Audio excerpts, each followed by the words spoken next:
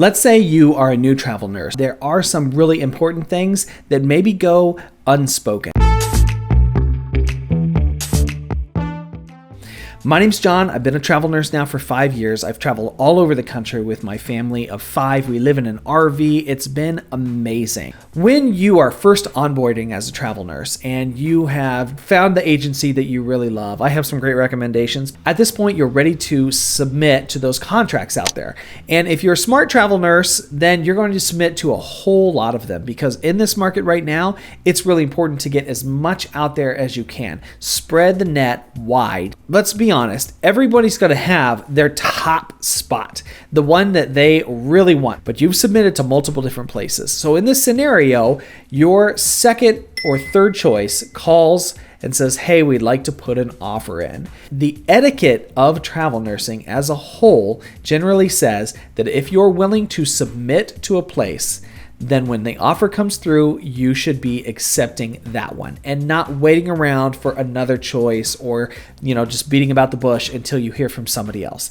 You have a little bit of wiggle room. It's not much, but a little bit. Generally, I'd say about 24 hours before you have to make a true decision and say yes or no. Now, that's different and may be currently changing in this market. So take the advice of whatever your recruiter has to say. They really have their nose to the grindstone. They know what's going on right now. So if they tell you, hey, we've worked with this facility before, you have like a couple of hours, if that, to make a decision. Maybe don't think about waiting around right now. Like I said, the market's really kind of tough. So take what you can get.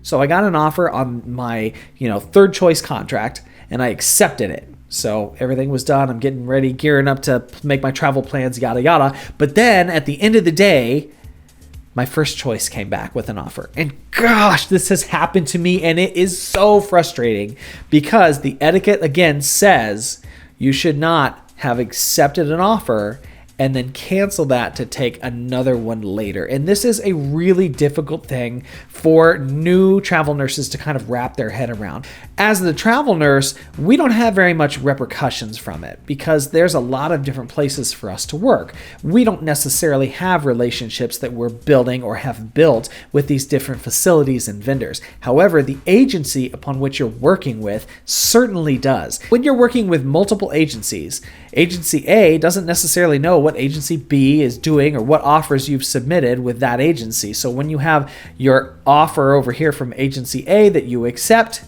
and everything looks good to them, and then Agency B comes over here and says, hey, we got that one contract you were really looking for, you can't just axe Agency A and accept the one on Agency B. I mean, you can, but it's bad form, and it will harm the agencies. It can fall back on them as a whole. It can fall back on the recruiter even, and cause fines to be had. And those fines oftentimes come from the recruiter's paycheck. So just know that that is something out there. There's a lot of nurses that don't understand that. There's one other piece to this puzzle. You've been at your contract for a while. We saw this a lot when COVID was happening, and it was rates going through the roof and all that kind of stuff. Now, right now, rates are kind of right around here. We're, close to pre-COVID levels, if not pre-COVID in a lot of places. But what would happen is that people would sign up, nurses would sign up for their contracts, and then all of a sudden the rates would shoot up somewhere. And so you were talking about, people over here making $4,000 and $5,000 contracts. That wasn't unheard of back in the day. And people, nurses, would leave and cancel their current contracts to go take some of these higher rate ones. This is bad news for a lot of different reasons. Number one, it makes you as the nurse kind of look bad. Number two, it makes the agency of who you work for or with look bad also.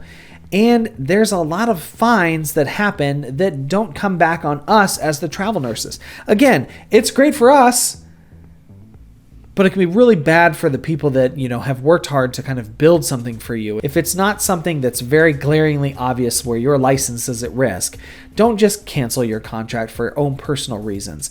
You have a standard to uphold for yourself and for the agency that you represent, because those fees, they go all the way back often enough, and they land at the desk of your recruiter, who is responsible for paying them out of their own money.